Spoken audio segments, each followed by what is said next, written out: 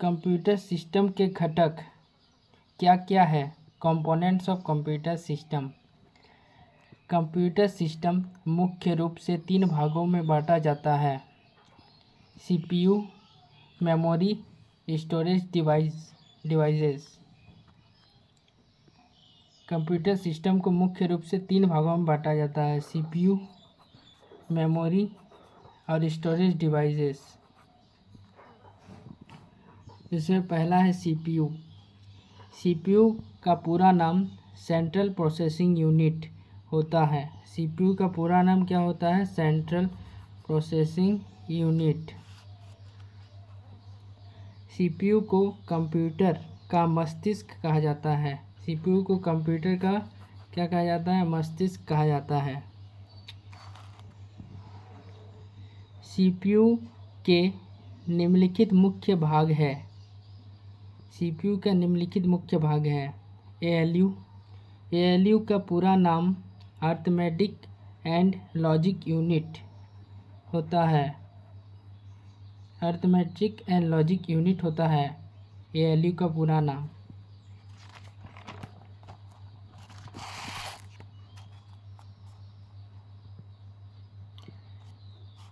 यह गणना जैसे जोड़ घटाव और लॉजिकल कार्य जैसे तुलना करता है।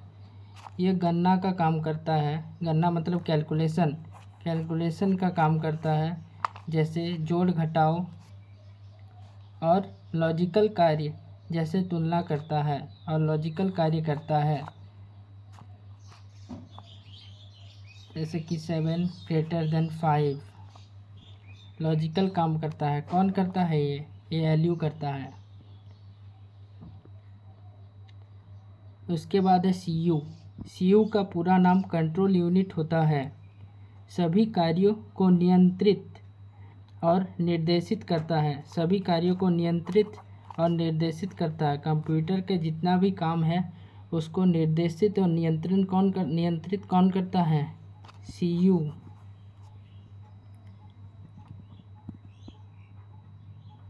तीसरा है रजिस्टर्स। यह अस्थायी रूप से डेटा स्टोर करता है। यह अस्थायी रूप से डेटा को स्टोर करता है, मतलब टेम्पोररी रूप से डेटा को स्टोर करता है। यह बहुत तेज होता है। रजिस्टर्स बहुत तेज होता है। दूसरा कंप्यूटर सिस्टम का घटक है मेमोरी। मेमोरी कंप्यूटर की वो जगह होती है जहाँ डेटा और प्रोग्राम अस्थायी या स्थायी रूप से स्टोर किए जाते हैं।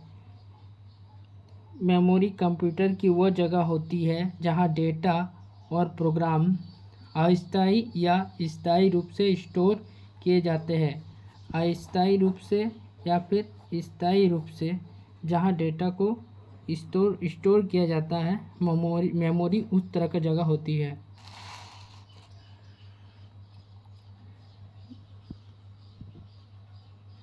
मेमोरी के निम्नलिखित प्रकार है। मेमोरी के निम्नलिखित प्रकार है। पहला प्रकार क्या है? रैम।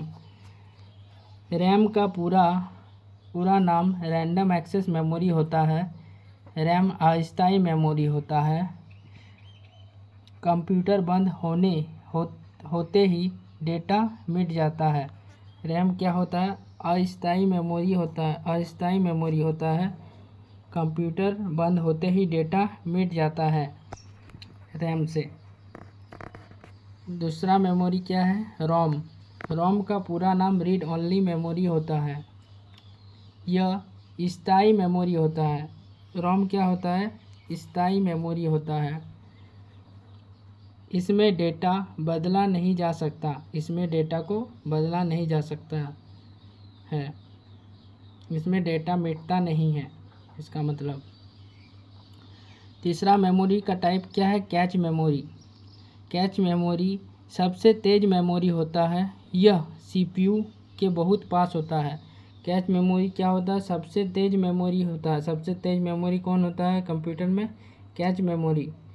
यह सीपीयू के बहुत पास होता है। सीपीयू के बहुत पास होता है कैच मेमोरी।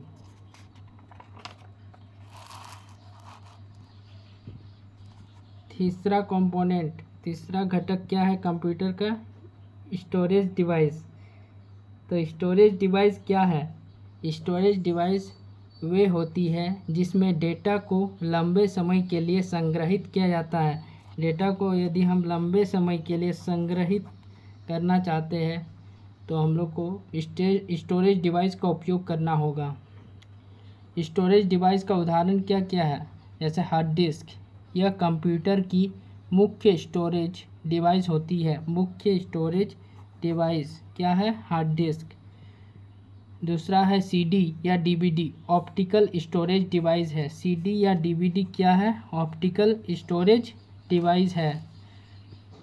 तीसरा है पेन ड्राइव। पेन ड्राइव क्या है? पोर्टेबल स्टोरेज डिवाइस है। Portable storage device, portable storage device है पेन ड्राइव। चौथा है मेमोरी कार्ड, छोटे डिवाइसों में उपयोग होता है। छोटे डिवाइसों में उपयोग होता है जैसे मोबाइल, छोटे डिवाइसों में उपयोग होता है। क्या उपयोग होता है? मेमोरी कार्ड, जैसे कि mobile. Cloud storage, cloud storage क्या है?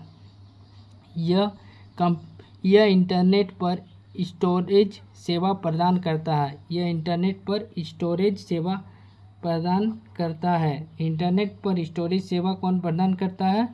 Cloud storage. तो ये हमने अभी आप सभी को बताया कि कंप्यूटर सिस्टम के घटक क्या क्या है।